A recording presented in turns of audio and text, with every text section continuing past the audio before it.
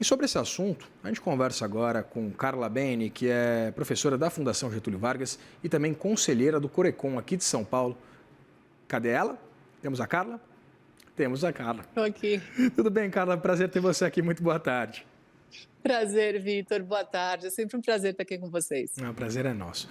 Carla, queria começar entendendo o que representa esse número, né? Um avanço de 9,3% na comparação ano a ano, mas uma queda em relação ao dado que a gente tinha acompanhado em maio. O que isso explica sobre o cenário da indústria na Argentina hoje? Normalmente fica um pouco melhor, Vitor, a gente pegar, às vezes, um arco maior para poder pensar, né? Do ano a ano, que nem pegar esses 9% seu, fica um pouco mais fácil para a gente pensar do que, eventualmente, até alguma sazonalidade ou alguma questão específica de um mês para o outro, né? Então, quando a gente pega esses 9%, é um dado importante, é um dado interessante, e aí, como economista tem essa mania, ele vai lá e pega uma lupa e vai olhar esse dado desse crescimento para saber onde nós tivemos crescimento, onde nós podemos ter queda e como é que isso daí funciona. Então, de uma forma geral, nós temos sim um processo de desindustrialização da Argentina já há um tempo bem interessante, mas o que a gente vê na parte de recuperação da indústria são focos específicos. Então, você tem, por exemplo, um setor automotivo. Eu até coletei um dado aqui bem interessante. O primeiro semestre, se você comparar desse ano com o ano passado, a venda de automóveis subiu 78%. E outro item muito interessante são os bens duráveis. Então, as geladeiras, televisões, esses itens de bens duráveis, eles também cresceram bastante. Então, aqui você tem um movimento porque eles são especificamente destinados para a população de alta renda. Então, é esse o grupo que está conseguindo consumir. É basicamente os 6% da população que é de alta renda que está basicamente em festa, digamos assim.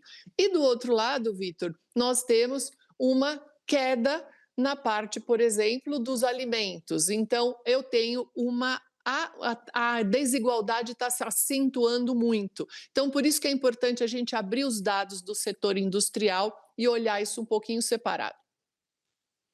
Uma olhadinha nesses dados, Carla, exatamente com esse número sendo puxado, né, por esse índice, não só de automóveis, né, mas motocicletas também tiveram um crescimento relevante, as vendas de motocicleta, produções, né, veículos automotores, carrocerias, peças, né, enfim, ler esses relatórios já é complicado em português, em castelhano é mais complicado ainda. Mas, Carla, eu queria, na verdade, estender essa pergunta acerca exatamente desse ambiente macroeconômico hoje da Argentina. O que essa política de estabilização cambial associada, né, a essa tentativa de diminuir a inflação do país, ela representa exatamente nesse contexto que a gente acompanha esse crescimento de 9,3%? Tá joia. Aqui eu vou dar uma separada em alguns itens para a gente tentar fazer um mosaico, para depois a gente voltar para o assunto. Então, nós temos uma queda inflacionária, né, nesse último período, mas dentro dessa queda inflacionária, você abrindo ela e separando, você tem um aumento muito grande da parte de alimentos e a parte de moradia. Luz, água, gás, isso tem consumido muito a renda da população de mais baixa renda e principalmente classe média. Então, hoje nós estamos falando 50% da população argentina é considerada hoje baixa renda, que é uma renda mensal de mais ou menos US$ 960 por mês. Então, é esse o patamar. Então, aqui começa essa questão. Então, a inflação caiu sim, mas dentro dessa queda, o grupo que ainda continua basicamente com o dobro do índice é esse segmento que é a manutenção, digamos assim, do dia a dia. E agora, quando a gente pega essa questão cambial que você falou, por causa do acordo com o FMI, a Argentina teve que dar uma soltada, digamos assim, no câmbio. O Milei, lá atrás um pouco, quando ele fez aquele vídeo por causa das criptomoedas e tudo, ele disse que o dólar ia despencar, que o dólar ia cair. O que a gente observa agora? que o dólar ele tem subido. E se ele chegar próximo do limite superior da banda fixada lá pelo Banco Central argentino, o governo vai ter que usar as reservas. E aqui começam os problemas, porque dentro do acordo com o FMI, o governo argentino precisa acumular um volume de reservas que foi combinado por causa do empréstimo que ele recebeu. Se ele tiver que usar isso para aplacar o câmbio, aqui a gente entra num problema. E o dólar, ele provoca inflação de custos. E nós temos eleições de meio termo esse ano. Então, esse é o mosaico, Vitor. É uma situação bastante delicada, né? Bastante diferente daquilo que a gente está acostumado no Brasil. Acho que quem está acostumado com a economia brasileira, né, Carla, não ouvia a palavra banda, desde, sei lá, 1990, pré-plano real. Eu queria entender, a gente tem, você citou, né, o setor de veículos com esse avanço significativo. Eu queria entender também como outros setores, por exemplo, madeira, papel e móveis cresceram 38,2%, minerais não metálicos com avanço de 19,7%.